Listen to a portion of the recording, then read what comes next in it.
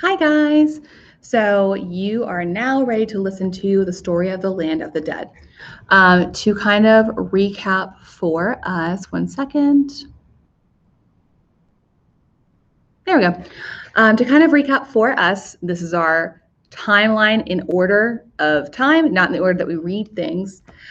We just finished up with Circe's Island. Remember, then got turned into pigs, and Odysseus took some Molly, and then he went and said, turned them back into people. And she was so enchanted by him and just like, wow, you're so amazing. Why don't you stay with me? And so they hung out on the island for a year and they had all sorts of fun. Odysseus never really showed any signs of not wanting to be there.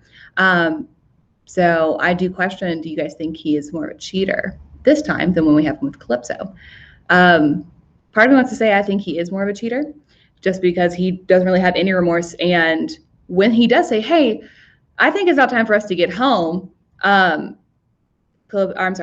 says, of course, I can't really tell you, but I will tell you who can. You have to go to the underworld to talk to Tiresias, and you'll hear about him in literally just a second. But it's funny to me because that's how he acts on the island of Circe.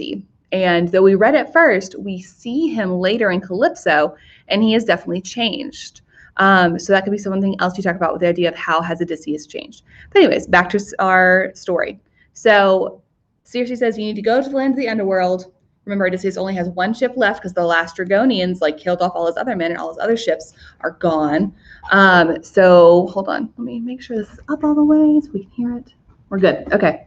We're going to listen to the story of the land of the dead, and I'll be stopping intermittently to kind of explain some things.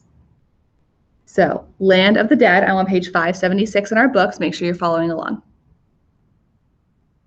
We bore down on the ship at the sea's edge and launched her on the salt immortal sea, stepping our mast and spar in the black ship. Embarked the ram and you, and went aboard in tears with bitter and sore dread upon us. But now a breeze came up for us astern, a canvas-bellying land breeze, hail shipmate sent by the singing nymph with sun-bright hair. So we made fast. And looking at our slide notes, singing nymph with sun-bright hair is Circe, which actually, if you guys remember, I had the actual lovely picture of her. Boom, sun-bright hair, much better than this Circe, but take for that what you will. Boom. So that is her epithet right there, is the singing nymph with sun-bright hair, because that's how she's being identified. So she sent a breeze to kind of help them get on their way into the land of the dead. Braces, took our thwarts, and let the wind and steersman work the ship with full sails spread all day above our coursing, till the sun dipped, and all the ways grew dark upon the fathomless, unresting sea. By night, our ship ran onward toward the ocean's bourne, the realm and region of the men of winter, hidden in mist and cloud. Never the flaming eye of Helios lights on those men at morning when he climbs the sky of stars, nor in descending earthward out of heaven. Ruinous night being rove over those wretches. We made the land. Sorry. Basically, they're saying the eye of Helios light on those men at morning. Never had seen the light of Helios' eye. Helios is the sun. So the sun's never been here. So it's dark all the time because we're the land of the dead, where Hades is the ruler. And you ashore, and took our way along the ocean stream to find the place foretold for us by Circe. There, Arimedes and Eurylochus pinioned the sacred beasts. Now he says Eurylochus. I've always heard as Eurylochus, so I'm going to just keep calling him Eurylochus. I think it's one of those things that we don't actually have a true pronunciation anymore. But I've heard it both ways by professional people. So up to you. I go with Eurylochus. But so we have Paramedes and Eurylochus with these sacred beasts, the ram and the ewe. So what's about to happen is clearly in the land of the dead, everyone there is dead. I'll stop this so you can actually watch my face big. Boom, boom. So clearly in the land of the dead, all of the people there are dead. So it's unusual for living people to actually be in the land of the dead. So what happens is they're dead, so they can't talk. They've lost that. They're just spirits who are wandering. So you have to make some kind of sacrifice for them to be able to speak. Literally, they need some kind of life to be able to tell you anything. So they've brought a ram and an ewe to help them out to make sacrifice to these dead so they don't harm the living and so they can communicate properly. So here we go. With my drawn blade, I spaded up the votive pit and poured libations round it to the unnumbered dead. Sweet milk and honey, then sweet wine, and last clear water, and I scattered barley down.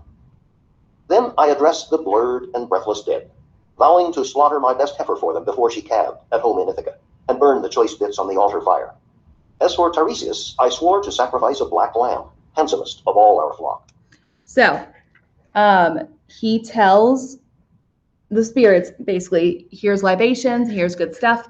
If you don't kill us, and like they can't even really eat the stuff, I don't think, but he just pours it because they need that sacrifice. If you decide to kill us, it's not going to go well for you. But if you leave us living, for all of you ghosts, I will kill for you my best heifer, which is just a cow. I vow to slaughter my best heifer for them before she calves, at line 556. So his best heifer before she calves, so before she gives birth to more cows, he's going to sacrifice his best one for them. So a dead cow for not eating us. And then to Tiresias, who seriously said, you need to go see the blind prophet Tiresias because he can tell you stuff. He says, I will give you my black sheep. This is as black as I have. This is important because I don't know if you guys have ever heard the expression like to be the black sheep of the family, which means you're the oddball or you stand out. I don't think that's a bad thing, but the black sheep is really rare because it has black wool and it's naturally black wool. And like back in the day when you didn't have the ability to dye clothes when you had the ability or you had to dye clothes using only elements you found like nature stuff, black was probably a hard color to do because it's so dark. So having a black sheep was amazing. So you're like, oh my gosh, I can have this sheep and I can, take the wool, which doesn't hurt the sheep, off of the sheep every season, have all this black wool. It's worth so much more. This is amazing. But instead of profiting off the black sheep, he says, Tiresias, I will give you the black sheep. So it's like the best kind of sacrifice he can offer to Tiresias for helping. Wow. Thus, to assuage the nations of the dead, I pledged these rites, then slashed the lamb and ewe, letting their black blood stream into the well pit. Now the souls gathered, stirring out of Erebus, brides and young men, and men grown old in pain, and tender girls whose hearts were new to grief. Many were there, too, torn by brazen lance-heads, battle-slain, bearing still their bloody gear. From every side they came and sought the pit with rustling cries, and I grew sick with fear. But presently I gave command to my officers to flay those sheep the bronze cut down, and make burnt offerings of flesh to the gods below, to sovereign death, to pale Persephone. So sovereign death is Hades because he's the god of the underworld, and pale Persephone is his bride, and she has her own whole story where Hades saw her, thought she was beautiful, and wanted to have her for himself. And so her mother, Ceres, was raising Persephone to be like a goddess of the field and the land. Hades stole Persephone and convinced her to come with him to the underworld, where she did fall in love with him, Stockholm Syndrome maybe. But Ceres was upset because her daughter was gone. So she killed off all the crops. She stopped letting things, bloom and be beautiful. She's like, why should anything have life if my daughter does not? She's stuck in the land of the dead. So they came to an agreement because Persephone really did enjoy her time with Hades. She loved Hades. So she said, darling sweet, I will stay with you for half the year, and then I'll go spend half the year with my mother, so she will have me with her as well. So Persephone became the queen of the underworld, but the story goes, this is how we have myths that explain things like seasons. The goddess Ceres, who was over grains and crops and everything, loved that, and so she brought everything back to life. But when her daughter would leave to go to the underworld, all the crops would kind of die and become harsher weather. So that's how they justified the idea of spring and summer being when Persephone was with her mother, and fall and winter were when she went to the underworld, because all the crops would be hard to grow. The more you know. I'm so sorry, that got very long ranting. I don't necessarily care too much about who all is down there, like of the young men, the girls with freshly broken hearts, and men who are grown old in pain. Just there are all sorts of people who have passed away, and all these spirits are there. He tells them, don't hurt us, and if you don't, I will cut for you my best heifer before she cows. And then to allow them to, one, be busy and not bother his men, and two, have some kind of voice, he slashes open not a black sheep, but just a sheep, and spills the blood for them. And so all of the spirits kind of go, ah, because they can't talk, and they go, and they start drinking the blood, which gross and scary, yes, but here we are. So Odysseus tells his men, okay, now that we have blooded the sheep, start making burnt offerings to Hades and Persephone so they don't have beef with us either, because he's kind of learning, maybe I shouldn't piss off the gods, who knows.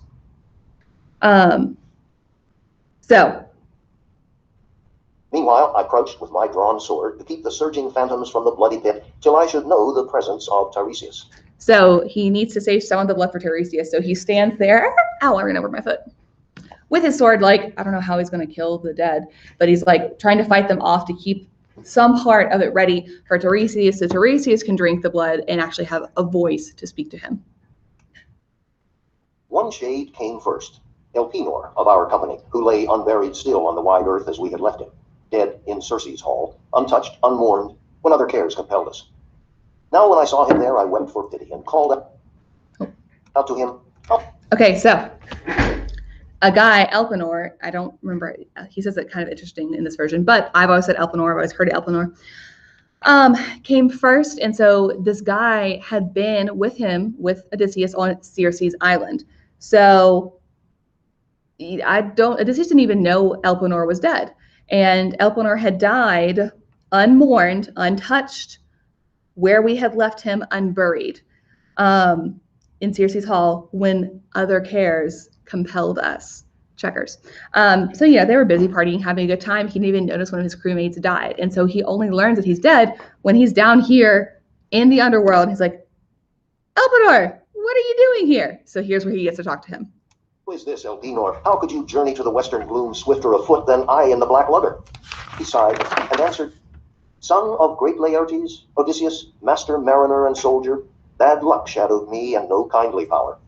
Ignoble death I drank with so much wine. I slept on Circe's roof, then could not see the long, steep, backward ladder coming down and fell that height. My neck bone, buckled under, snapped, and my spirit found this well of dark. Now hear the grace I pray for, in the name of those back in the world, not here, your wife and father, he who gave you bread in childhood, and your own child, your only son Telemachus, long ago left at home. When you make sail and put these lodgings of dim death behind, you will moor ship, I know, upon Aea Island. There, O my lord, remember me, I pray.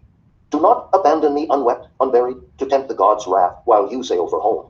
But fire my corpse and all the gear I had, and build a cairn for me above the breakers, an unknown sailor's mark for men to come. Keep up the mound there, and implant upon it the oar I pulled in life with my companions." So, we learn a bunch of important things. First, Elpenor, we learn how he died. I'm at the top of page 578, around line 585, whatever. So he's like, oh, Odysseus, it was kind of stupid, but here's what happened. Let me see. In layman's terms, Elpenor died because he was at Circe's house and he got drunk on wine and having a good time with everyone else on the island. And so he fell asleep on the roof of Circe's house. So Circe's house, he fell asleep on the roof. And he woke up, still probably drunk, and couldn't find the ladder to get down. So he fell off the roof and he died. That's not funny, but what a way to go. You've won these wars, you've faced all these monsters, and you die from falling off a roof too drunk. So he talks about how his spirit left because the neck bone snapped. So basically his neck broke from the fall. And then more important stuff, probably more of what Odysseus cares about, on line 595. I pray for, in the name of those back in the world, not here, your wife and father, blah, blah, blah, and your own child, your only son Telemachus. So this tells us three important things. Well, three important people. They are still in the living, the land of the living. They're not in the land of the dead. So his wife, his son, and his dad are all still alive. So Odysseus can be like, oh, thank gosh, they're not here. They're there, so I know they're still alive. So he has all the more reason to want to go home because his family is alive. Now remember, we're still only a year and 3 months, let's say, past the war. So it hasn't been that long. He should be home by now, but it hasn't been that long yet. So now he has more reason to want to go home. Then, important, Elpenor makes a request. When you go back to Aea Island, at line 604, 603, do not abandon me unwept, unburied to tempt the gods' wrath while you sail for home. So he's saying you need to take care of my body so the gods or goddesses are not tempted by it. And here's what would happen. It was a Greek myth that why you had to bury bodies or, take care of them in some way is because if they left the dead body lying there, the dead body died. if the person died and was never taken care of, a god or a goddess who's trying to be a trickster could take over the body and like act them like a fool, start like killing people, doing whatever they wanted, and get away with it because they're disguised as a human, which would not go well. And then I don't even know if their body would stay whole, if it would start decomposing or whatever while it was on the god or goddess. But you know, it's not really great for you to pass away and then in the spirit world have to watch your body keep going walked around by a god or goddess, ruining your reputation because they're acting like a jerk. So he says, please prevent that from happening. You know, bury my body, make like a, you know, some kind of monument to me, and heap upon the mound there and implant upon it the ore I pulled in life with my companion. So the ore that I used, if you could just stick it into the ground, just kind of like as a monument to me, I would really appreciate it. And so Odysseus replies. He ceased, and I replied, unhappy spirit, I promise you the barrow and the burial. So we conversed, and grimly at a distance, with my longsword between, guarding the blood while the faint image of the lad spoke on. Now came the soul of Anticlea, dead, my mother, daughter of Autolycus, dead now, though living still when I took ship for holy Troy. Seeing this ghost I grieved, but held her off, through pang on pang of tears, till I should know the presence of Tiresias. Soon from the dark that prince of Thebes came forward, bearing a golden staff, and he addressed me. So the thing about Tiresias is that he can see all sorts of things in the future, and he's blind. And there was kind of like this association in Greek myths and stuff that blind people could see the future because they couldn't see the world, I guess. So it gave them inner sight into what was going to happen. So the fact that he's blind is important. And so Tiresias has come forward in a spirit, so Odysseus can ask him, how do I get home? Because Tiresias can tell him. Son of Laertes and the gods of old, Odysseus, master of landways and seaways, why leave the blazing sun, O man of woe, to see the cold dead and the joyless region? Stand clear, put up your sword. Let me but taste the blood, I shall speak true. At this I stepped aside, and in the scabbard let my long sword ring home to the pommel silver, as he bent down to the somber blood. Then spoke the prince of those with gift of speech. So Odysseus is like, great, I'm glad you're here. Tiresias says, let me drink some blood. So Odysseus puts away his sword, and Tiresias to get some blood, and goes, delicious. And then now Tiresias can predict some stuff. So I'm going to chunk it as we go, and we'll talk about what he's discussing. Ready? I'm on page 579. This part's important. I would write down everything. Like when I stop, I would break that down because this is all sorts of stuff being talked about. Here we go. Great captain, a fair wind and the honey lights of home are all you seek. But anguish lies ahead. The god who thunders on the land prepares it, not to be shaken from your track, implacable, in rancor for the son whose eye you blinded. One narrow strait may take you through his blows. I'm sorry. So I'm stopping at line 636. He says, anguish lies ahead of the god who thunders on land. So thunder on land, in this case, means earthquakes. So god of earthquakes is Poseidon. So the god Poseidon makes your path difficult because of the sun you blinded, which we know is a reference to Polyphemus the Cyclops. Make sure you know that, just so like already Tiresias is predicting things that have happened, just to kind of establish, one, that he knows what he's talking about, and two, explain to Odysseus, this is why your journey home's been so hard. You messed up. You blinded this kid, and now his dad, Poseidon's making your life as difficult as possible. But there's one narrow strait to take you through his blows. Here we go. Denial of yourself, restraint of shipmates. When you make landfall on Thrinacia first, and quit the violet sea, dark on the land you'll find the grazing herds of Helios, by whom all things are seen, all speech is known. Avoid these kind. Hold fast to your intent, and hard seafaring brings you all to Ithaca. But if you raid the Beeves, I see destruction for ship and crew. So Tiresias says, you have one path to take, so you're going to take it. Then on the island of Thrinacia, when you quit the sea, you'll be on the island of who? Helios, the sun god. And Helios has some very special things. Cows, very special cows. I think there literally are golden cows. So he has golden cows on his island. Avoid those kine, which is cattle, and hold fast to your intent, and hard seafaring brings you to Ithaca. So if you don't eat the cows, you will get to easily come home to Ithaca. But if you raid the beeves, which is the plural of beef, I see destruction for ship and crew. So not you, but like if anyone eats the cows, your ship and all of your crew gone, dead. Not great. Though you survive alone, bereft of all companions, lost for years, under strange sails shall you come home, to find your own house filled with trouble. So if that happens and you are the only one who survives, you will go home, but it will be lost for years, without your companions, and under strange sail. So not even your own ship. Someone else will have to take you home, and you will arrive home to trouble. Here's the kind of trouble. Insolent men, eating your livestock as they court your lady. What? So when you get home, and there will be trouble, insolent men eating your food, trying to court your lady, aka you're going to go home and there'll be all these men there eating your stuff, living in your house, and trying to get with your woman, which is messed up. That's horrible, right? So you need to go home basically and take care of that. It's not going to be easy. Aye, you shall make those men atone in blood. But after you have dealt out death, in open combat or by stealth, to all the suitors.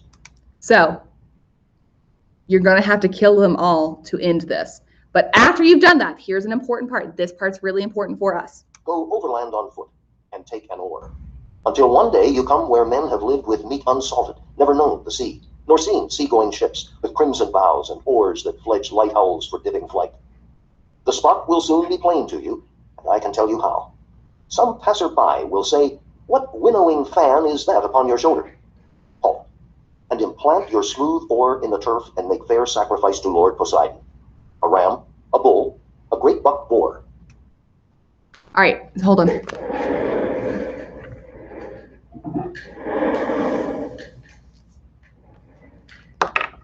So if you can't tell yet, gods and goddesses like to have stuff sacrificed to them. So Tiresias is saying, when you get home, you've already killed all the suitors, you have to make sacrifices to the gods and goddesses. And the first one you need to do, Poseidon, because he's important. So when you get home, take your oar.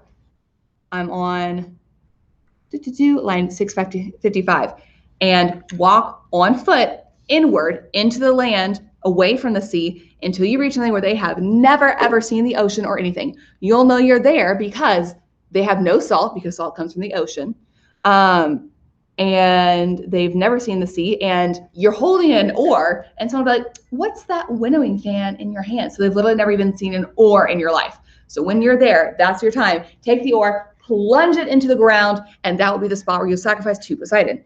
You will sacrifice a ram, a bull, a buckboar, and then you get to go back home and make more sacrifices. So the sacrifice is being made to the gods and goddesses.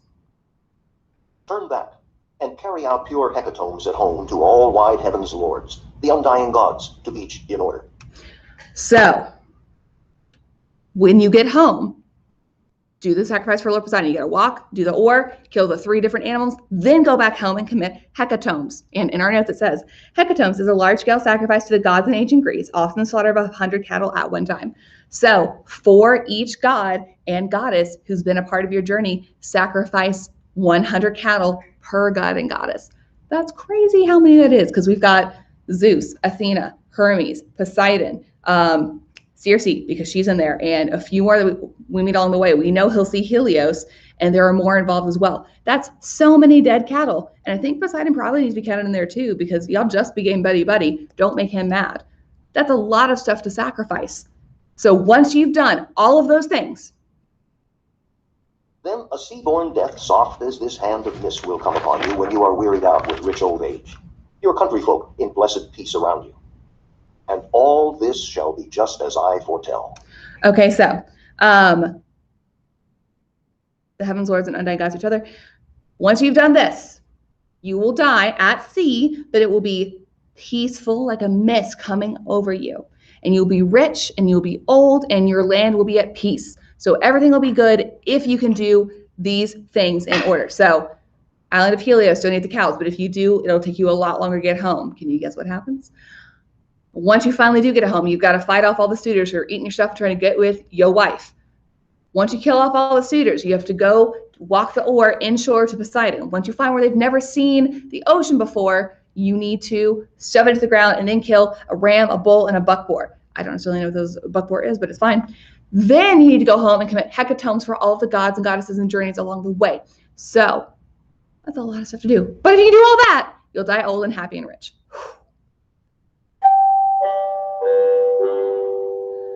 So that's what Tiresias is saying. Oh, and I'm very sorry, I forgot to explain one part earlier. But so all that is what Tiresias prophesizes will happen to Odysseus. So Odysseus knows what he has to do. So at this point, he can head back, and he does go back to the island of Aea, and he does help out and bury Elpenor, which is what he promised Elpenor he would do. On our handout, what does Tiresias see for Odysseus' future? Lordy. Pretty much everything I just said. The Helios, go home, kill the suitors, then go find a place where they've never seen the ocean before, put the ore in the ground, sacrifice 3 things for Poseidon, go home, commit hecatombs for all the gods and goddesses who helped you, maybe list a few so you can remember it's a lot and tell yourself what a hecatomb is. Then you'll get to die old and rich and happy. Boom. How is Eurylochus a foil to Odysseus? I am so sorry I forgot this. I'm going to jump backwards. I am on page 577. When he's talking about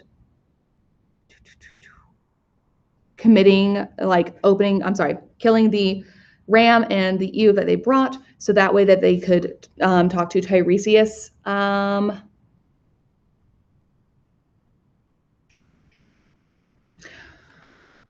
at line 569. From every side they came and sought the pit with rustling cries, and I grew sick with fear, but presently I gave command to my officers to lay those sheep, the bronze cut down, and make burnt offerings of flesh to the gods below, sovereign death and pale Persephone. So they're freaking out. All of them are scared. But Odysseus says, okay, I will stand here and guard this. You guys are scared. Go over there and, burn the bits of flesh for the sheep for Persephone and Hades. And this is actually where he is showing how he is braver, because Eurylochus, who's with him, is too afraid to stand there and stand guard in front of the dead. So he says, okay, fine, go over there, Eurylochus, and cut up the sheep for the god and goddess. And that just shows how Odysseus is braver than Eurylochus. So that would be the part I'd write down for the foil. All right, great job, go team, and I'll see you guys next video. Bye.